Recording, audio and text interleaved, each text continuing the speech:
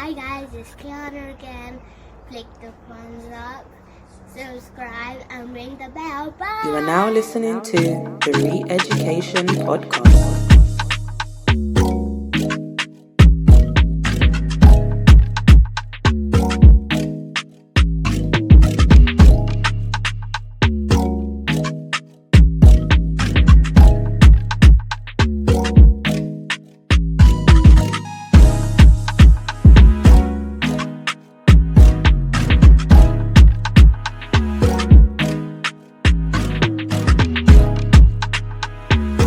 Hi guys, it's Kiana again. You're listening to the Re-Education Podcast. Hi, everybody. Welcome back to the Re-Education Podcast. I'm here with an international guest, and I'm so excited to the point that this is the most nervous I've ever been recording a podcast episode. I'm excited because it's a conversation that is quite dear to my heart.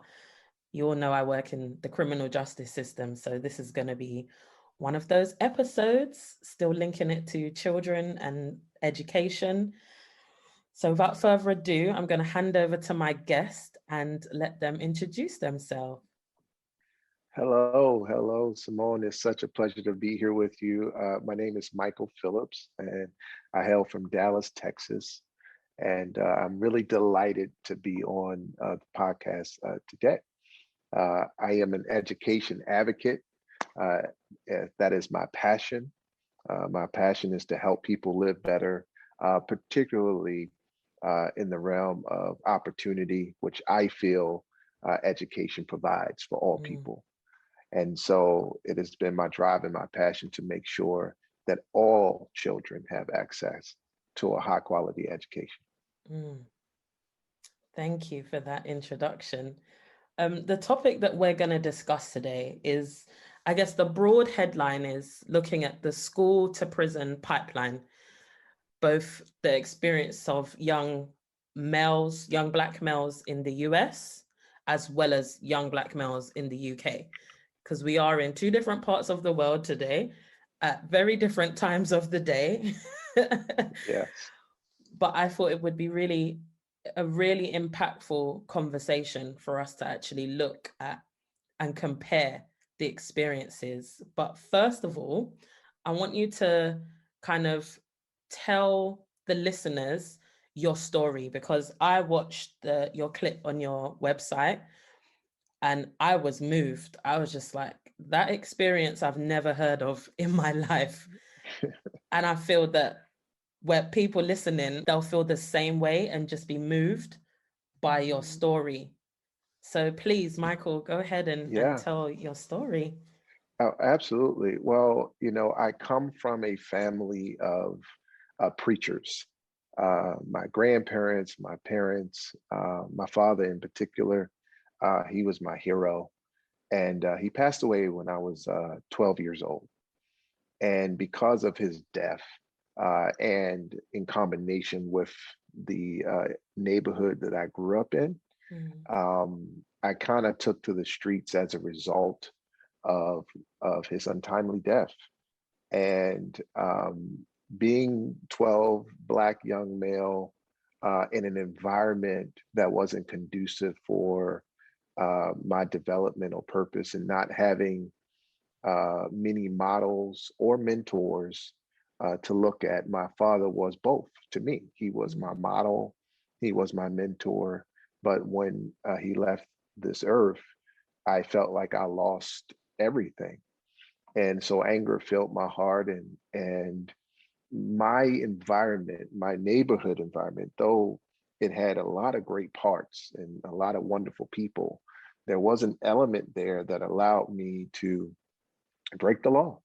mm, And so I did, as frequently and as often as I could, little petty thefts and crimes, because that was also a model too, right? mm, Most of the young men in my community that might be portrayed as predators, they're really prey. They're mhm, not predators. They're trying to survive and they're trying to make it. And so this is the opportunity for them to do that, even though some of those things are illegal, right? And so I fell into that same element and that same cycle, and it led me to skirt around the criminal justice system, from as early as 12 years old. And I became an athlete, which was really helpful to me. That was another thing that was kind of modeled. Education wasn't modeled in my world. You were either going to be an athlete or some type of entertainer, or a neighborhood boss, a neighborhood drug lord, basically. Right. And it turned out I became two of those those three things, right? And so athletically I was gifted and talented, and so I played football and basketball. I wound up getting a full scholarship to a university. And it was kind of going to be my passport to the world. This was my out. I thought this would be the thing that would, catapult me in life. But during my freshman year in college, I was in a terrible car accident. I came home for a weekend visit just to see some friends and family, and a friend. We decided to go out that night, and we stayed out all night. And they weren't drunk or anything, but they fell asleep behind the wheel. And I woke up in the hospital. My lower torso was caught underneath of the front dash of the car, and my upper torso went through the windshield of the car. And I woke up in the hospital. And the result of that injury was that they told me I would never walk again. Certainly never play basketball again or any type of sports again. And from that information, I went into kind of a pit of despair. I was really depressed and angry that this was happening to me again. Here I am again, losing everything. And it led me to, drinking a lot and trying to cope with all of that. And back then, though, none of those things were particularly in vogue in society, to be honest. And so being at home and not being able to do anything or have any opportunity or outlook or perspective on a different outlook, which is very important, that my perspective wasn't elevated enough to see that there were other opportunities and other ways to make it in life. And so I decided to go back into the criminal element that I was used to and accustomed to. And it blew up. I mean, really became very large, to the point where, I'm now overseeing this, quote unquote empire of drug dealing. And we all know where that leads, because there is no 401k plan. There is no retirement plan for drug dealers. There is no retirement plan for criminals. It's leading you somewhere intentionally, and you're going to jail. It's the end of the story, or to the grave, one of those two. And so for me, it would seem as though Providence had always had its hand on me. And I got arrested. Federal officers, as they should, came looking for me and broke into my mom's house. And I was on the run and decided to turn myself in because I never really had a record. I skirted the criminal justice system my whole life. I've flaunted with it a lot, but I never ever got a record at all. And now here I am facing 30 years in prison. They gave me what is called I don't know if you had this in the UK, but they gave me what's called a RICO charge. RICO, you call it racketeering. Okay, racketeering. Right? That's it, racketeering. That's right. And so here I am, 18 years old. Okay, Wow. almost going on 19. And I with was going this, to ask, how old were you at this yeah, time? I was 18 18. years old, Wow. just a kid, with this charge of facing, first of all, I didn't realize, okay, racketeering is like what you give mob bosses. I'm not that. I don't understand how I got charged with that. And I went, is my organization that big? Are we doing things that serious that I got to that level? And so that's what the charge was. 30 years is what I was facing. But it would seem I would only do about 6 months of that time. Providentially, to this day, I wish I could really explain it in a way that made sense, but it doesn't make sense to me that I would even be sitting here talking to you on this Mm. podcast and to your listeners. But a federal judge and the prosecutor and my attorney, they all got together because of this individual who had a program to help adjudicated youth. And his program was designed to help young men like myself or women go to college rather than go to prison. Mm. They decided to put me in this program, and it was amazing. And so here I am facing 30 years in prison. Here I am thinking that my destiny was going to be written on the cinder block walls and concrete floors Mm. of this jail cell. And the finality of the cell closing, you never forget that sound, that eerie clank that comes with that. And you think you are doomed to this and that you are no longer part of society. That's how it Mm. makes you feel. And that's how I felt. And I was put in a 23/7 prison facility, which simply means you can only come out of your cell 1 hour a day. Oh, Um, and it was complete isolation. yeah, call And that so I was, 20, over here, 23-hour bang up. there you go. It was a 23-hour bang up, right? Oh my gosh. And that's where I am. And so, and I was really in holding. I wasn't even processed yet. Mm. I wasn't, which is a whole nother issue, right? You got thousands of young men or men incarcerated, and they haven't even gone through the due process yet, right? In 6 months, I haven't even been arraigned yet. I haven't even been Wow. right. I haven't been charged, and so, but through all of that, they decided to put me in this program, and it changed my life forever. And on a Sunday of all days, they came and got me out of my prison cell and shipped me off to college in Tulsa, Wow. Oklahoma. And my life has been radically changed and rearranged ever since. And since that time, and since that moment, along with a few other encounters that helped change my heart and my mind, I've been speaking this message and doing this work. And I'll do it for the rest of my life because I'm Mm. eternally grateful to be sitting here and to be talking to Wow. So powerful. So many questions. Like just so you. much. There's so much in your story that there's so many different points where things could have gone completely differently. And I'm moved by your continued dedication to promote and also support children and education, because in the UK we don't have to pay for education. Education is free here, whereas in some parts of the world you have to pay.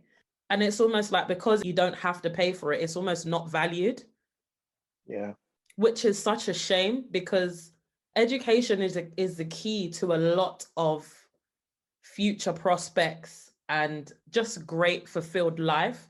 I'm not saying that those who dropped out of school or college, didn't go to university, can't have the same, but if you have the opportunity to access education, access it to its fullest, because there's so much you can learn and you take things away from that experience as well to continue your learning. So yeah, education doesn't finish when you finish university. It no, not at continues all. with every That's right. day when you work, when you meet new people, building relationships, communication. It's just endless. Oh, Yeah, yeah. Well, the heart of the issue is that learning happens everywhere, mm, right? And so because of that, regardless of if you are in school or not, you are learning something from somebody mm, somewhere. Your environment is teaching you. Your parents are teaching you. Your world is teaching you. And education then becomes the guardrails around your purpose and your potential to pull out of you all of your innate gifts and talents and to show you what you have. It is not designed to give you something. You already have that as a human being. You are born with it. It's innate in your life. And so the problem with the systems of education that we have come to be a part of, particularly as Black and Brown people, is that we are not getting the benefit of what that concept of education promises to deliver on.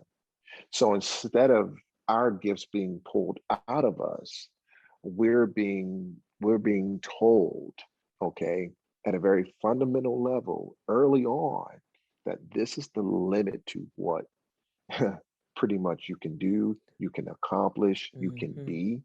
So, for example, the seeds of deficit thinking were sown into my life as early as first grade. In the first grade, my first grade teacher told me that I couldn't become a lawyer because it was like my dream to be a lawyer because my grandmom loved Thurgood Marshall, who was this historic figure and hero. Yes.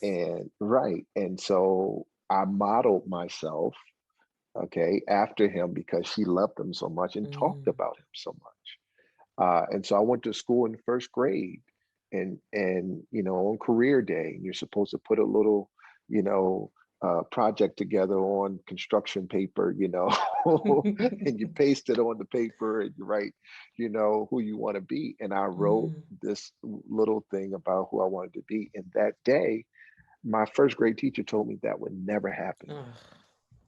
And so whether it was intentional or not, subtle or not, to me, it was explicit, right? It was right in my face. It damaged me in a way to start making me think that it wasn't possible. And so again, whether education is free or something that you have to pay for, it's valuable nonetheless, because in those beginning stages of your development, of a child's development, you need the reinforcement, whether it's at home, also in school, and also in your community, that you have something that is valuable to society. Yeah, 100%. Yeah. So let's talk about the topic of the day. So the topic is school to prison pipeline. What does this topic in particular mean to you? Oh, wow. It's a fascinating question. And the way that we talk about school to prison pipeline, I think, is somewhat inaccurate because it's not even school to prison. It's just school prison. Like you could just take the word to out of it. You could just take it out of it. And the reason I say that is because, all of this begins with how we try to discipline our children in school. So, for example, in the first grade, for me, and this is, years ago for me, that I can still remember this happening to me. And the fact that we're still talking about it today is a problem. Yeah. So I got sent to the principal's office as a result of trying to tell my teacher I could be a lawyer. Okay, all I said is I can be a lawyer, and I talked back to her and I said, oh yes, I can. And she sent me to the principal's office. Wow. I was almost suspended. Okay, I'm talking first grade student. I'm 6 years old. I was almost suspended. My mom had to come up to the school and get me out of the principal's office and talk to them about what happened. And I was called defiant because I talked back to my teacher. Of course I was defiant. because you cannot define my destiny for me. Mm-hmm. And so if you try, I'm going to tell you, no, I can do these things. I can accomplish these things. And so that's the beginning of the school to prison pipeline, exclusionary discipline practices. When we start taking our children out of the classroom, out of Mm-hmm. school time, we're teaching them, okay, that they are not valuable enough for us to understand why they are doing what they do. Mm. So we punish what without ever trying to understand why. Yeah. So if a child is acting out in the classroom, perhaps something is going on at home. Perhaps something happened before they came to school. Okay. Perhaps they're dealing with some type of life crisis. But if you don't have the level of empathy Mm-hmm. to put yourself in their position, then you don't want to know why.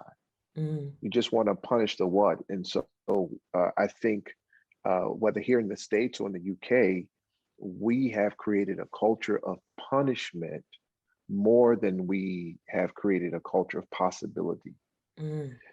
And so we invest more in pain, an individual's pain, than we do an individual's purpose.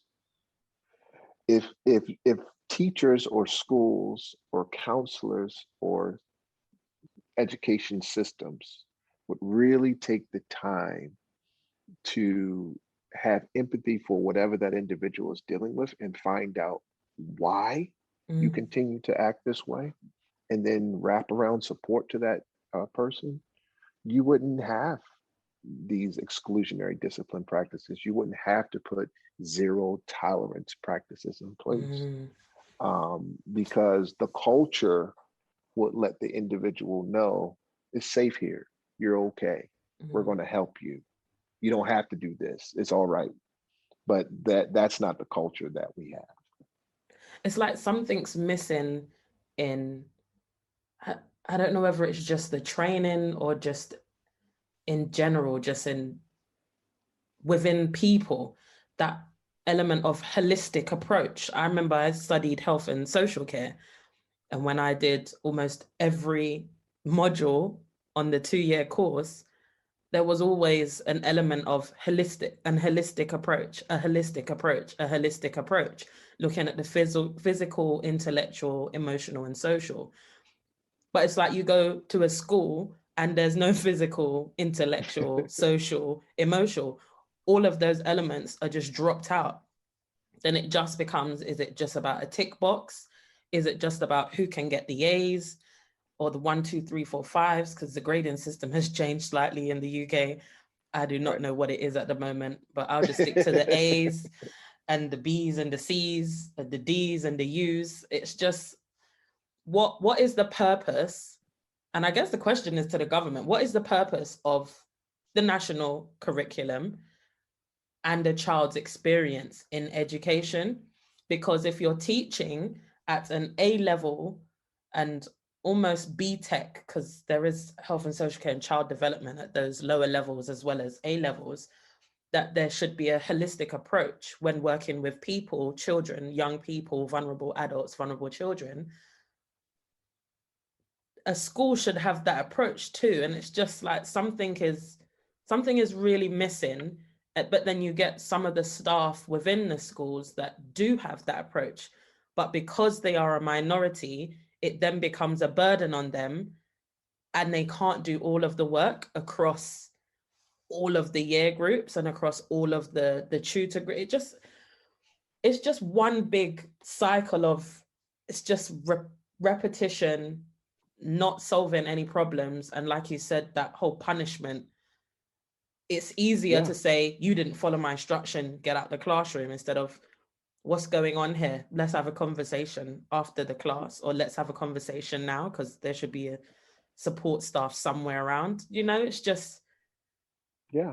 it's so much Absolutely. easier to go to the negative and the punitive as opposed to the supportive and, like you said, the empathetic aspect, understanding what's going on here. Children, when I'm speaking now, I'm thinking about secondary school age, so like 11 to 17, 18. That's a whole time phase of transitions, Yeah, changes physically, intellectually, emotionally, and socially. I remember I could count probably on my hands, your hands, my kids' hands, how many times I fell out with friends, and this is girls, in 1 year.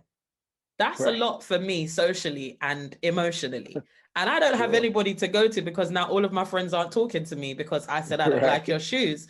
It's like, what is going on? Then physically I'm going through changes because I'm going from a child, adolescent to now a teen.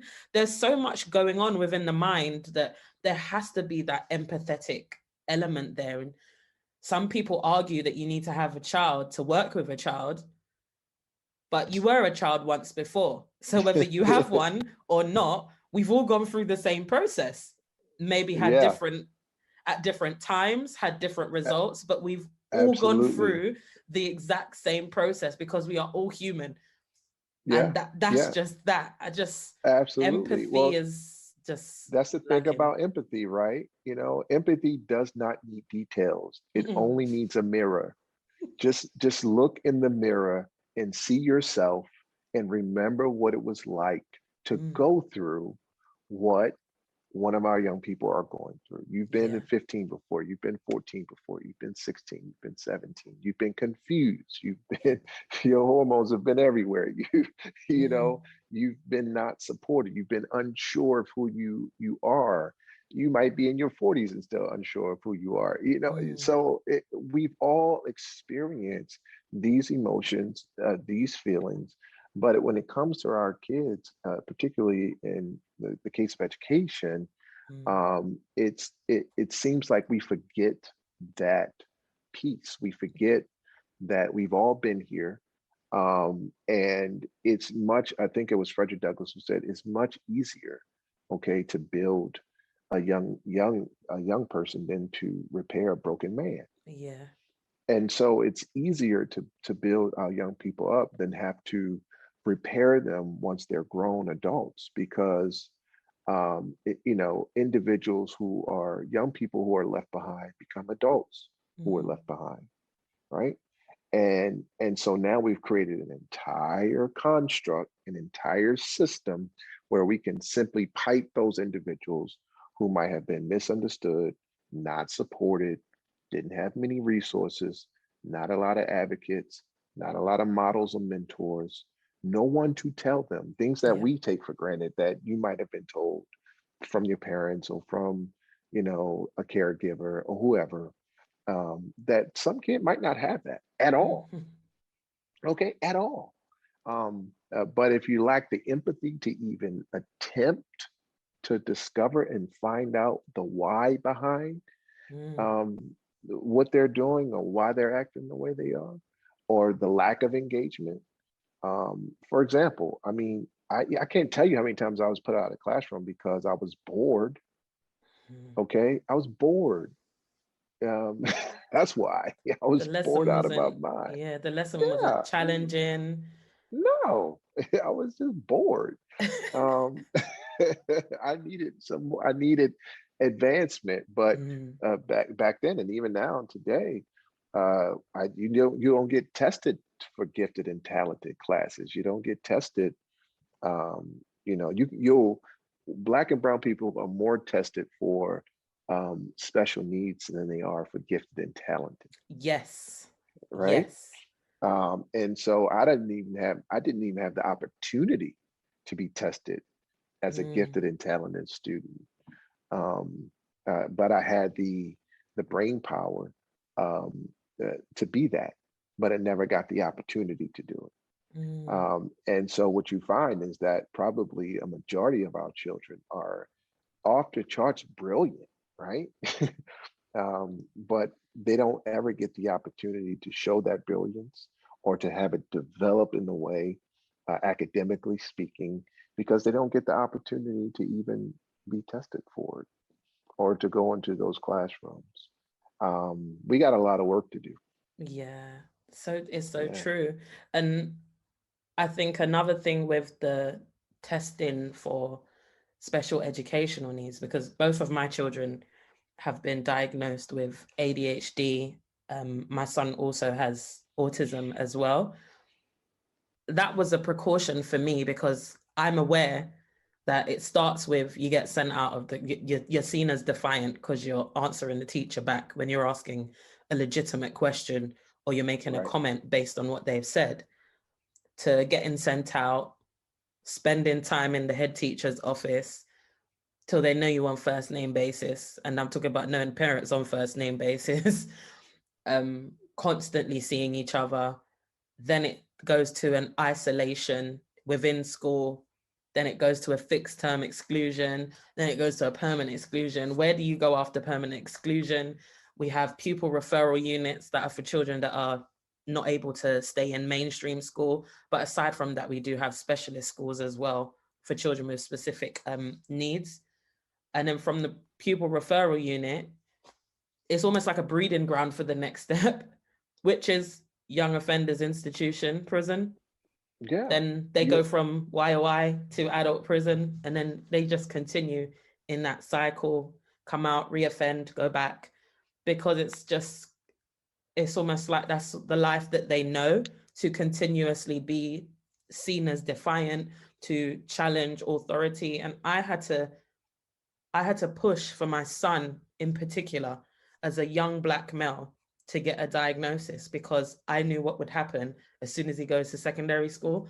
I've worked in secondary schools. I've been a learning support assistant. I've worked in an exclusion center. So I know what happens. I know the steps, I know the process. Yeah. And I had to do that for the safety of my son's time in education, because all that would happen is he's been excluded multiple times from primary school. Right. Only difference is the primary school has acknowledged that there's a separate issue here. It's not defiance. There are some needs that we're not able to meet. So let's work together and find what those needs are and get him the support that he requires. Whereas other schools, especially when it comes to secondary school and you got almost 200 children in one year group, it doesn't become we don't have the time for just Naeem. Because we've got Right. Naeem plus 30 plus 50, and that's just in one year group. Then we've got year 8, year 9, year 10, year 11, year 12, year 30. It's two. It then becomes one of many, and then it becomes easy to just be like, well, they're not really helping the academics here. It's more a disruptive time. They're disruptive in the lesson, in the class, in the year itself. It's just bringing a bit of a bad, I don't know, labels then start to fly. And it's just like, okay, well, we can't accommodate your child here. So, and once one kicks the child out permanently, the other schools then have the right to be like, well, if that school couldn't support, we can't either. Then it's pupil referral unit or specialist school, where majority of the children there are young Black males. It's the culture, right? And so that's, you're describing how a culture is created, right? And so it begins with having an environment where you're really confined to a space, into a box. Sit in this chair, stand here, don't move, be in this box. So from an early age on, you're being conditioned really for those next steps, because that's how you've been trained. And the moment you step out of this box, the moment you ask a question, raise your hand, or do something that is annoying, okay, to a teacher or an instructor, then you're penalized for it. And it pushes you into the next steps or next phases that lead to prison, right? And because if you're teaching a child, again, to go back to what I said earlier, learning happens everywhere. And if you're teaching a child that you're going to be penalized and punished for even attempting to be yourself, just to be yourself, okay? To be bold enough to ask a question, and by the way, if you're asking a question, it's a telltale sign of intelligence, okay? So if you're if you have a child that's constantly asking questions, it's because their brain is trying to process the Yes. information, and their curiosity is piqued. Mm. That's a good thing. That's what we want. But Not in the if school though. School doesn't not in want the that. school, don't do that in here. No, not in the place of learning. And you know what? I don't want to discredit, because I know quite a few teachers, mainly Black teachers, females and males.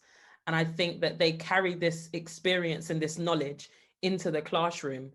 Sure. And not all the time do you get people from the community going above and beyond for the children from that community in the classroom. Because it's almost like, well, no, I'm a teacher. Whoever comes in, then I treat them all the same.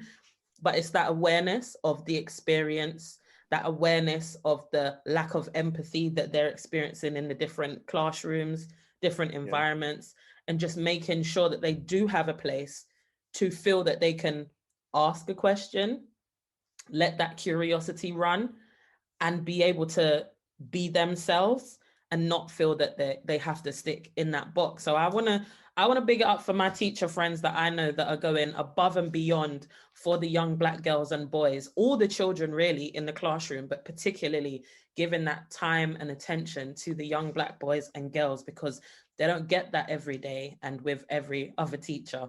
And Black Yeah. teachers are not the majority within the No, education no, they're not. system. No, they're not. And certainly there are teachers out there who are, you know, phenomenal at Mm, what they do, passionate, love the kids. But we know that you cannot teach what you don't love, mm, right? mm, mm, You just can't. And if you don't love our kids, don't teach them. How about mhm. that? Okay. If you're not gonna love what you do, and every child that comes in that classroom, don't teach. And by the way, we ought to be taking care of our teachers a lot better Mm. than what we are doing. And that's Yes, also part of the problem it as well. really is. Because if they're Yeah, not getting the time, the attention, and the care that they require, it's that's like what right. you said. You can't teach what you don't love, and you can't give what you don't have. Yeah, exactly. So it just breeds that dysfunction, that chaos, and that bad experience within the classroom for both Yeah, teacher and students. Ugh. absolutely. Absolutely. And so you can kind of see you know, you can see the heart of the problem. We can all see Mm, it, but it's like, how do we get to a solution of the problem? How are we still suffering from the same story? mm. How can we be across bodies of water and experiencing the same Same thing? thing. Yeah. You know, and so I think the heart of the problem are are the individuals, whether it be parents, students, teachers, administrators, policymakers, Mm, to have empathy and support. Okay, for every child, for every family, for every teacher, mm. as a whole, to know that we're doing this to the benefit of our future, because these kids are our future. Mm. And if we're going to make an investment, let's invest in their purpose more than we invest in their pain. Yeah, totally agree. Yeah. Totally agree. Oh, I love having conversations like this, because it really warms my heart that there are other people in the world that are doing the work to support education and care and that learning process for children, because they are our future. I mean, it's not all written off for us. We can still do the work now to support their futures, and Absolutely. also the futures of those around them. So it's really, I love having conversations like this. I really Uh, do. yeah, and these are the things that we need so that we can understand our state of affairs is not inevitable. Mm, There's possibility here, and we just have to change our perspectives on how we're investing in our children, and how we're investing in our school systems, mm, and to not ignore these problems, just to shut our eyes out of exasperation of constantly talking about it will not make it go away. Mm, Right? And while we're doing that, we're losing time because our kids don't have time, right? no. They don't have time. Every year is valuable to their development, and they don't have a lot of time for us to figure it out. And Mm, so we have to keep talking, and we yes. have to keep promoting the necessary changes so that we don't have school to prison pipelines at Mm. all. And I want to say that as well as there being work to do within the educational system and the support and almost training for teachers and support staff, there is some work to do within the community as well. Yes. Because you mentioned in with your story that there was a push for either becoming an athlete, an entertainer, or the big the big boss. Yeah. I am of Nigerian and Jamaican descent, and I can say very, very easily that on the Nigerian side, academic pressure is real. Like the education is something that is you get that from very early. Like I have cousins with children that are just starting school and reading like whole books instead of just a few pages. At the age of 4 and 5, it's like Right, right. when you speak to the teacher and the teacher says, "Oh yeah, your child's been mentioning that you're reading the whole book. You only have to read a couple pages each night." She's like, "Oh, well, we've been reading the whole book and we're not going to change now." But That's right. it's I don't want to say it's from my generation definitely, or from my age group, pressure within the African community is very high to achieve academically and to look at being professions such as a doctor, a lawyer. um I don't even know, just doctor and lawyer, the ones that I was always ever told, but that's not something Right. that I want to do. I think that's one lesson that I've learned in terms of my children, really fueling what they're passionate about, Yeah. not what I believe they should be passionate about. And just as simple as my son, he started playing football. As he got to about 10, wasn't really interested in it anymore. That's fine. You don't need to go to a football club anymore. What is it that you would like to do? Let's get you involved in that. He likes boxing and he loves drawing. Amazing, amazing artist. And he wants to be an architect. So, as he's getting older, I have conversations with him around, okay, so if you want to be an architect, what kind of things would you want to get involved with, before you start secondary school, getting Yeah. into that mind frame of what are the type of things or skills that an architect would have, just trying to help him just kind of explore and expand his thinking in his mind, and not also being just confined to being one thing, doctor, lawyer, whatever it is that you want to do, 100% do that. Yeah. I'm just not about forcing my children to do what they don't want to do, because that's when tables turn and it just becomes rebellious, not really wanting to engage in education. And that's where you say there's things going on at home.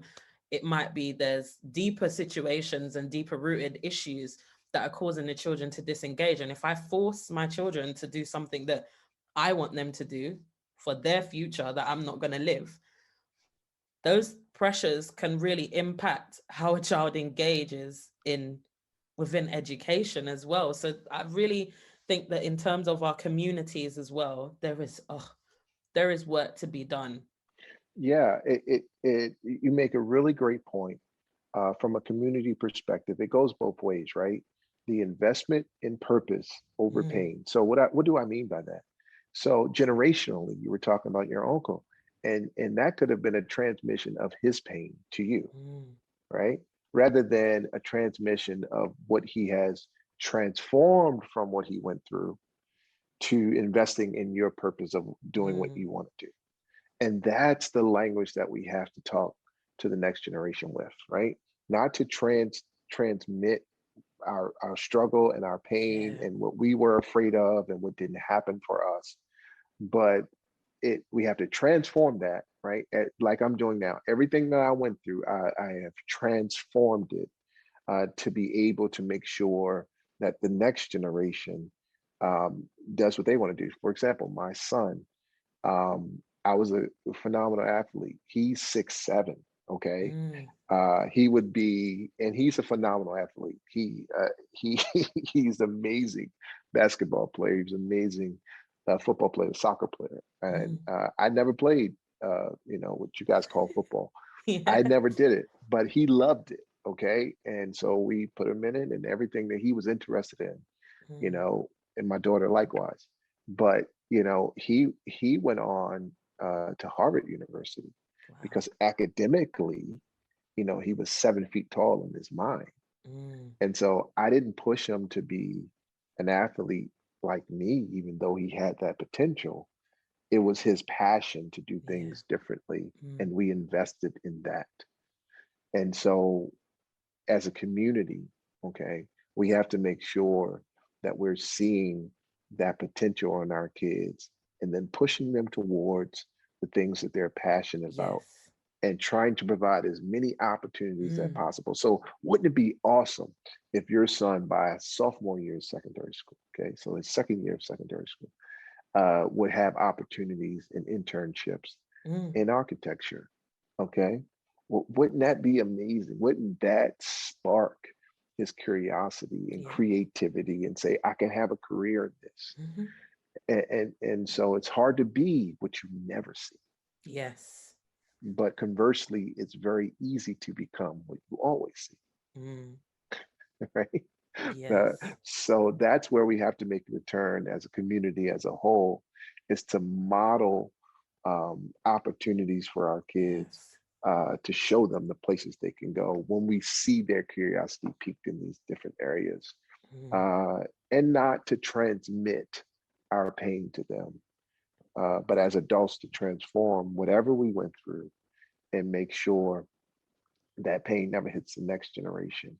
But what we went through becomes wisdom and an investment for their purpose. Mm. I like that. Invest in purpose, not Yeah, pain. that's right. That's right. Michael, it's been really amazing and wonderful talking to you. I could go on for like another hour or two. You have a very busy schedule, and I'm not trying to hold Yes, you hostage. it was a pleasure, absolute pleasure being on with you today. Thank you so much. Do you have any last thoughts or words of advice for any young Black men, young Black women, adult Black men, Black women that are listening, and also for people in different communities and from different ethnic groups right now? Do you have anything that you want to share in terms of advice? Absolutely. I just want to say that every human being is valuable, every last one. And if we lose sight and track of that, we will continue to see uh, the systemic issues that have plagued us forever. Uh, and so there's a famous quote that I love, that says, where purpose is not known, abuse is inevitable. Mm.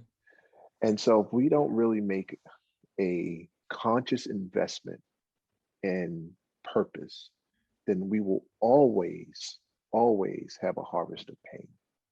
We will always see these problems in place. And so I encourage every teacher, every young person to know your value first and to Mm. understand who you are, that you wouldn't even be alive if you were not important. And Mm. the fact that you are here lets the whole world know that you matter. And so don't ever let anybody make you feel like you don't. And if you do feel that way, know that you're not by yourself. You absolutely matter. Your work matters. Who you are as an individual matters. And if you can see that value in yourself, you'll always see that value in another.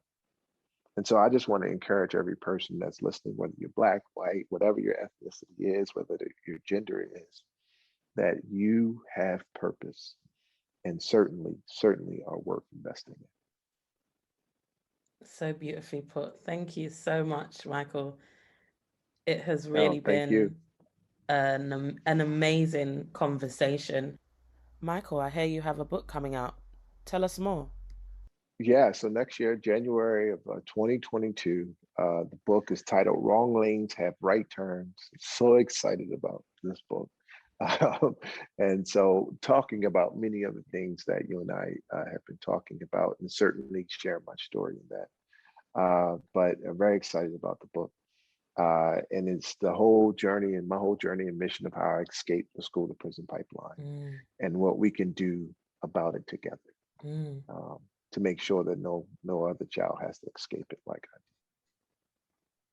And please do share your website Oh and yeah. Oh any yeah. social I'm so media sorry. Yeah, platforms. That's absolutely. okay, You don't can apologize. follow me on at Mike Phillips Official on Instagram and Twitter and Facebook. And you can just go to michaelphillips.tv for the website. Amazing. Are you on YouTube? I am. I'm on YouTube at Michael Phillips. Just if you put Mike Phillips Official, it's up there on YouTube as well. And you can see everything. That's But right. thank you again. Thank you so much, Michael. Thank you. Guys, I hope you've enjoyed this bonus episode, and I still look forward to continuing to learn and grow with you all. Awesome. Thank you very much. All right, take care. Bye. Hi guys, it's Keanu again. You're listening to the Re-Education Podcast.